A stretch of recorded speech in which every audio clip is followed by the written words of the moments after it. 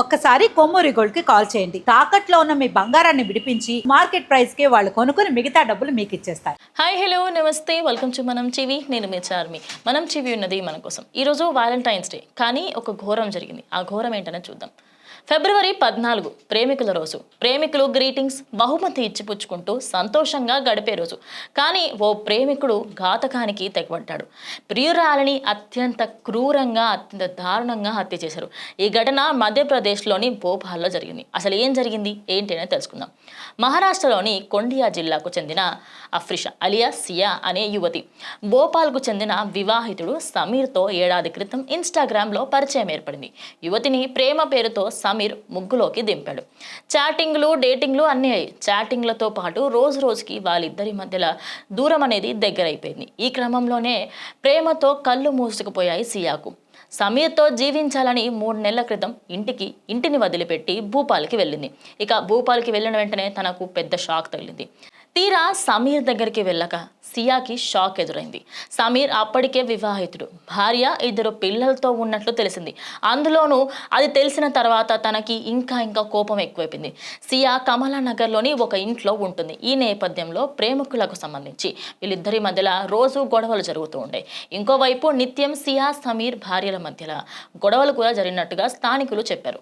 సమీర్ సియాను నమ్మించి ద్రోహం చేసినట్టుగా చెప్పుకొచ్చారు. కానీ ఆ ద్రోహం ఏంటి అనేది కూడా తెలుసుకుందాం. అయితే తనను పెళ్లి చేసుకోవాలని సియా తీవ్రంగా ఒత్తిడి తేవడంతో ఆ ఒత్తిడికి సంబంధించి ఆయన చాలా కోపంకి లోనయ్యాడనమాట. దాని తర్వాత ఒకవేళ నువ్వు చేసుకోకపోతే 5 లక్షల రూపాయలు నాకు ఇవ్వు, లేదంటే పోలీసులకు చెబుతాను అంటే బెదిరించింది. ఇక ఈ బెదిరింపులే ఆయనకి ట్రిగర్ చేశాయి. ఈ గందరగోళం జరుగుతున్న క్రమంలోనే సమీర్ భార్య జబల్పూర్లోని తన తల్లిదండ్రుల ఇంటికి వెళ్ళిపోవడంతో, ఇక భార్య పుట్టింటికి వెళ్ళిపోయాక సమీర్లోని ఆగ్రహం కట్టలు తెంచుకుంది. ఆ ఆగ్రహం కాస్త ఎక్కువైపోయి ఈ టైంలో ఆయన ఏం చెయ్యాలి ఏంటని ఆలోచిస్తూ సోమవారం సాయంత్రం సియా, సమీర్ మధ్యలో ఒక గొడవ జరిగింది. ఇక ఆయన ఆల్రెడీ కోపంలో ఉన్నాడు. ఈ గొడవ ఇంకా తీవ్రంగా పెరిగి అది వాగ్వాదం కాస్త ఇంకా పెరిగిపోయి కోపంలో ఉన్న సమీర్ తన కుటుంబ సభ్యులతో కలిసి సియా గొంతు కోసి చంపేశాడు. అనంతరం మృతదేహాన్ని ఒక ఇనుప పెట్టెలో పెట్టి మంగళవారం అర్ధరాత్రి అదే దగ్గరలో ఉన్న ఒక సెప్టిక్ ట్యాంక్లో పడేయడం జరిగింది. ఇక ఖాళీ స్థలంలో అక్కడ ఉండే ఒక సెప్టిక్ ట్యాంక్లో పడేయడంతో గురువారం రోజు దుర్వాసన వస్తుందని స్థానికులు పోలీసులకు కంప్లైంట్ ఇచ్చారు. ఇక పోలీసులు వెంటనే అక్కడికి వచ్చి చూడగా కుళ్ళిపోయిన మహిళ మృతదేహం అయితే స్వాధీనం చేసుకున్నారు.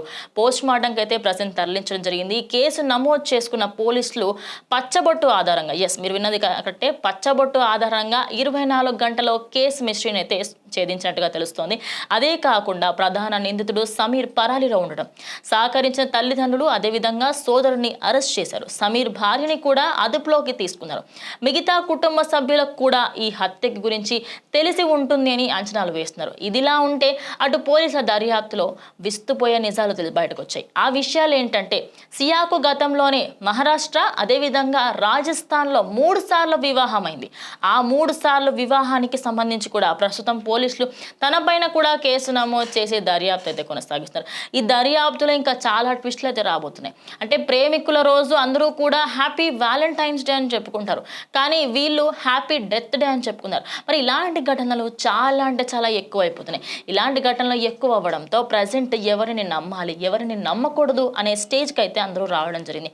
మరి ఈ ఘటనకి సంబంధించి ఓవరాల్గా ఇటు భోపాల్లో జరిగిన ఈ ఇన్సిడెంట్ తర్వాత చాలామంది ఏంటంటే అసలు ఎవరిని నమ్మాలా వద్దా అనే స్టేజ్కి వచ్చారు. ఎందుకంటే ఒక సెప్టిక్ ట్యాంక్లో పడేశారు, కానీ అసలు ఎవరికి తెలియదేమో అని అనుకున్నారు. మరి భార్యకి సంబంధించి కూడా తన భార్యను కూడా అదుపులోకి తీసుకున్నారు. ఎందుకంటే తాను వెళ్ళిపోవడం, తనకి సంబంధించి నీకు ముందేమైనా తెలుసుంటే ఎందుకు నువ్వు బయటకు రాలేదు, పోలీసులకు ఎందుకు చెప్పలేదు అని కూడా ఇప్పుడు తన పైన కూడా దర్యాప్తు కొనసాగిస్తున్నారు. ఇలా ఒక వ్యాలంటైన్స్ డే రోజు ఒక మిస్టరీ బయటకు రావడము, ఆ అమ్మాయికి సంబంధించి తను ఇంకా ప్రాణాలతో లేదు అని తెలవడంతో చాలామంది అయితే బాధపడతారు. మరి అలా అని చెప్పి ఇటు తిను కూడా ఏమన్నా మంచి వ్యక్తి, లేకపోతే తినేమైనా అసలు ఎలాంటి హిస్టరీ లేని వ్యక్తి? తినకు ఆల్రెడీ రాజస్థాన్లో, అదేవిధంగా మహారాష్ట్రలో తను ఉన్నప్పుడు పెళ్లి కూడా అయిందట, వివాహం అయింది, కానీ విడాకులు అయిందా కాలేదా? ఈ స్టోరీ అనేది చాలా మిస్టరీగా కొనసాగుతుంది. మరి ప్రజెంట్ అయితే దర్యాప్తు కొనసాగిస్తున్నారు. ఈ దర్యాప్తులో ఖచ్చితంగా నిజాలు ఏంటనేది తెలియాలి. తెలియకపోతే ఖచ్చితంగా ఇలాంటి కేసెస్ ఎక్కువ అవుతాయి. ఇక పోలీసులు అయితే దర్యాప్తుని ముమ్మరం చేయడం జరిగింది. ఈ కేసులో ఏమేం మార్పులు చేర్పులు జరగబోతున్నాయి.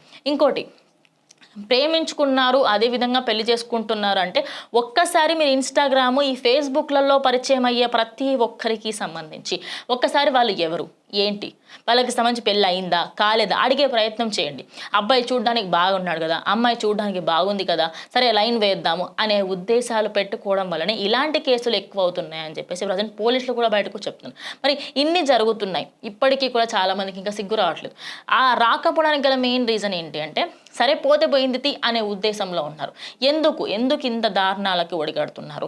ప్రతిసారి చంపుకోవడమే ఒక last option, first option last option చంపుకోవడమే అన్నట్టుగా చూస్తున్న ఈ యువతరానికి, అదేవిధంగా ఈ పెళ్ళైన వాళ్ళకి పెళ్ళి కాని వాళ్ళకి అందరికీ ఈ స్టోరీ నిదర్శనం. సో చాటింగ్లలో, ఫేస్బుక్లు, ఇన్స్టాగ్రామ్లు, స్నాప్చాట్లలో పరిచయాలు అవి ఖచ్చితంగా ప్రేమ అనేది గుడ్డిగా నమ్మేసి ప్రాణాల మీద తెచ్చుకోకండి అని అయితే ప్రజెంట్ ఈ వీడియో చూసిన తర్వాత జనాలు అంటున్నమాట. సో ఈ ఘటనే కాకుండా ఈ మధ్య కాలంలో మనం చూస్తున్నాం, ఒక ఆవిడ హనీమూన్కి తీసుకువెళ్ళిన తర్వాత భర్త భార్య ఇద్దరు హనీమూన్కి వెళ్ళారు. అక్కడ నుంచి పర్వతాల మీద నుంచి తోసేసింది.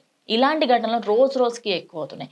అలా ఇవన్నీ పెరగకుండా ఉండాలి అంటే మీరు ఎవరితో పరిచయాలు పెంచుకుంటున్నారు, ఆ వ్యక్తి కరెక్టా కాదా, ఆ వ్యక్తికి సంబంధించి మీరు చూసుకోవాల్సిన విషయాలు ఏమిటి, మరి ఆయనకు పెళ్ళి అయిందా కాలేదా, పెళ్ళి అయితే ఎప్పుడైంది, మరి డివోర్స్ అయ్యాయా అవ్వలేదా, విడాకులు తీసుకోకుండానే ఇంకో మహిళ దగ్గరికి వస్తున్నారు. ఇలాంటి వాళ్ళపైన ఖచ్చితంగా కఠిన చర్యలు తీసుకోవాలి. మరి ఈ అమ్మాయి ఎవరైతే ఉందో మహారాష్ట్రలో, అదేవిధంగా రాజస్థాన్, ఈ 2 ప్లేసెస్లో ముందు కూడా ఉంది, ఇప్పుడు భోపాల్లో ఉంటుంది. ఈ 2 ప్లేసెస్లలో తనకు ఆల్రెడీ ఫస్ట్ ఒక అబ్బాయితోని, సెకండ్ ఒక అబ్బాయితోని కాదు, ఒకేసారి తనకు సంబంధించి ఫస్ట్ ఆయనతో విడాకులు అయినాయా కాలేవా, సెకండ్ ఆయనకు సంబంధించి మరి ఆయనతోని ఎప్పుడు వివాహం చేసుకుంది ఏంటి, ఇలాంటివన్నీ బయటకు వస్తున్నాయి. అంటే ఒక వ్యక్తికి సంబంధించి పాస్ట్ తెలుసుకోకుండా ఆయన దగ్గరికి వెళ్ళి మాట్లాడడమే కానీ, లేకపోతే వాళ్ళతోని వివాహితర సంబంధాలు మెయింటైన్ చేయడమే కానీ కరెక్ట్ కాదు. ఇంకోటి, హత్యలు చేయడము, అదేవిధంగా పోలీసులకు దొరకకుండా ఆధారాలని మేము అటు ధ్వంసం చేసేసాము, అదే కాకుండా మేము పక్కకు పెట్టేసాము అనుకుంటే మాత్రం ఖచ్చితంగా తప్పు. నిజం ఏ రోజుకైనా ఖచ్చితంగా బయటకు వస్తుంది. మరి ప్రజెంట్ ఈ కేసులో కూడా అదే జరిగింది. అంటే వాళ్ళు ప్రేమికుల రోజు ఇలా చేయడము, అదేవిధంగా గిఫ్ట్లు, అందరూ కూడా హ్యాపీగా ఉంటారు, హ్యాపీగా ఉన్న టైంలో ఇలా చేశారు అని చెప్పేసి ఇలాంటి కేసులు ఎక్కువ అవుతూ ఉండడంతో ప్రజెంట్ పోలీసులు ఇన్స్టాగ్రామ్స్లలో తెలిసిన వాళ్ళు, లేకపోతే తెలియని వాళ్ళు ఎవరైనా సరే ఇన్స్టాగ్రామ్లో, ఫేస్బుక్లో పరిచయాలు ఏర్పరచుకుంటే రేపటి రోజు న్యూస్లలో మన మొహాలు, మన విషయాలు కూడా బయటకు వస్తాయని కూడా చెప్తున్నాను. మీరేమనుకుంటున్నారు? ఇలాంటి విషయాలు మీకేమైనా తెలుసా? మీ చుట్టుప్రక్కల ఎవరైనా ఫేస్బుక్ పరిచయాలతోని, అంటే అందరు ఇలానే ఉన్నారంటే కాదు, నాకు తెలిసిన దాఖలాలలో కొంతమంది ఫేస్బుక్ పరిచయాల వల్ల పెళ్ళిళ్ళ వరకు వెళ్ళిన వాళ్ళు, కానీ వాళ్ళు మంచోళ్ళు. ఎట్లా అంటే వాళ్ళ గురించి తెలుసుకొని వాళ్ళ ఫ్యామిలీలను కలిసి అన్నీ చేశారు. మీకు వాళ్ళ ఫ్యామిలీ తెలియదు, వాళ్ళ ఫోన్ నెంబర్ తప్ప ఇంకేమీ తెలియదు. అలాంటప్పుడు ఒక మనిషిని గుడ్డిగా నమ్మకూడదు. ఈ సోషల్ మీడియా రంగంలో అస్సలకే నమ్మకూడదు అనేది ప్రజెంట్ వస్తున్న వార్త. సో ఈ భోపాల జరిగిన ఇన్సిడెంట్ గురించి మీరేమనుకుంటున్నారు? మీకు తెలిసిన వాళ్ళకి ఎప్పుడైనా ఇలా జరిగిందా? ఖచ్చితంగా కమెంట్ చేయండి. ఇది వాళ్ళ వీడియో. ఇంకో వీడియోతో మళ్ళీ కలుస్తాం. స్టే ట్యూన్ టు మనం టీవీ.